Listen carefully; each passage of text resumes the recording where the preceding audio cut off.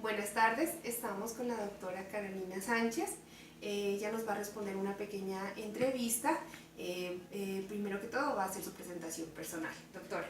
Buenas tardes a todos y todas, mi nombre es Carolina Sánchez, soy psicóloga, egresada de la Universidad de Nariño, tengo una especialización en neuropsicología infantil de la Universidad Pontificia Javeriana y una maestría en educación de la Universidad de Nariño.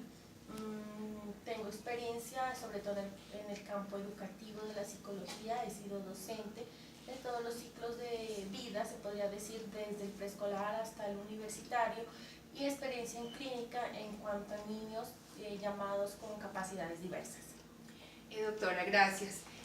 ¿Nos podría hablar de alguna escuela de la que usted tenga conocimiento? Puede ser del estructuralismo, el cognitivismo, de la que usted nos pueda aportar el tema.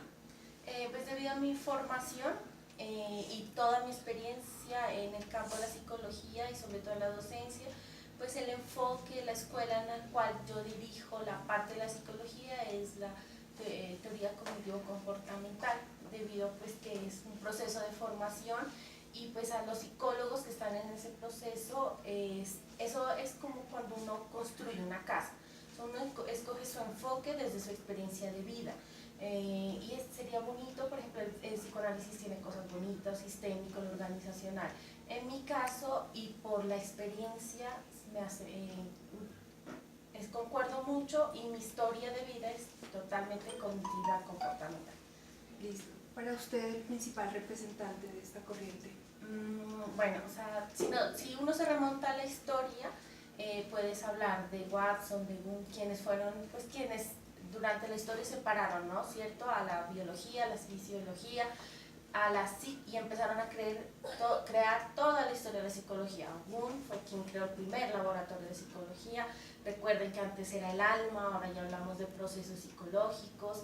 Debido al enfoque que yo manejo ya en la práctica con niños y niñas, sobre todo en el ámbito educativo, pues a mí me gusta mucho la parte de Luria, ya debido a todo el estudio que se ha hecho de los neurotransmisores del cerebro, de la división del cerebro, todo el proceso del sistema nervioso central. Y un autor moderno que ya pues se asemeja ya a nuestra actualidad es Quintanar. Sí, es un autor el cual habla mucho de la neuropsicología educativa y cómo estas herramientas desde el sistema nervioso central de cada niño, niña o adulto ayudan a su proceso de formación y a madurar y conservar, fortalecer los procesos del sistema nervioso central en el campo de la educación. Doctora, ¿nos quisiera mencionar algún postulado básico a nivel teórico y metodológico? Bueno, como mi campo es el educativo, entonces nosotros pues partimos del proceso integral de un estudiante. Por ejemplo, digamos, hay estudiantes que están en primero de primaria y como la parte de la inclusión, que lo llamamos nosotros la parte de inclusión a un aula regular, entonces, ¿cómo tú haces que los procesos psicológicos los comprenda primero el padre, la madre, la profesora, para posteriormente ayudar a un niño de manera integral?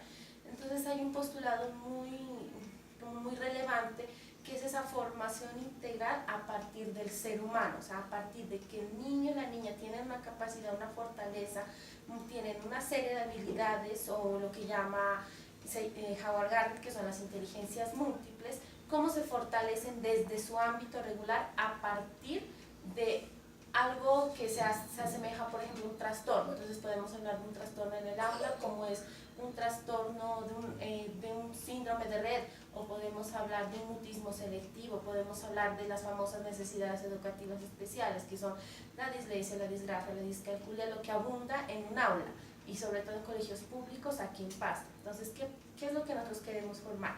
Es que a partir de ese proceso de inclusión se encuentran los procesos cognitivos básicos, los comprendan la familia, el niño y el contexto educativo, porque puede que esté la familia y el niño sintonizados, pero el contexto educativo no lo está. Entonces la profesora no conoce del proceso del niño y ahí hay una falta en el proceso integral.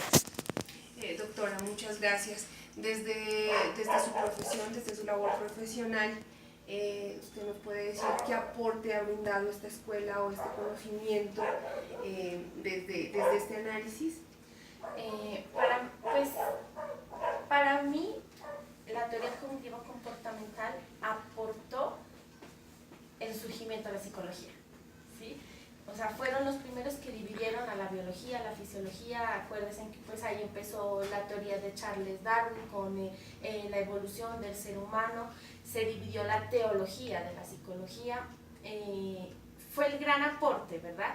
De ahí llega algo llamado pedagogía, escuela nueva, empieza a surgir humanismo también, empieza Freud pues desde antes también a hacer un aporte desde el psicoanálisis, la organizacional es relativamente un poco más moderno a los otros enfoques. Creería yo que es la base. Creería yo que el enfoque cognitivo-conductual es la base de la psicología, ¿sí? Y es la base que nos hace a nosotros ser una ciencia. Con todo el respeto de las otras divisiones y perspectivas que hay desde la psicología, porque es una división, o sea, es una división, pero todas tenemos que complementar al ser humano, el desarrollo del ser humano visto desde varias perspectivas. Para mí, que es mi formación, mi estilo de vida, es así, ¿ya? Sin no poder, o sea, sin dejar a un lado todo lo que los otros enfoques o escuelas, hasta la pedagogía le ha hecho complemento a la psicología. En mi campo es pedagogía más psicología tomado desde el desarrollo del sistema nervioso central. Lo que todas han aportado, pero para mí es la base de la psicología. Doctora, muchísimas gracias. Desde su enfoque y su base conceptual, le agradecemos su entrevista. Muy amable.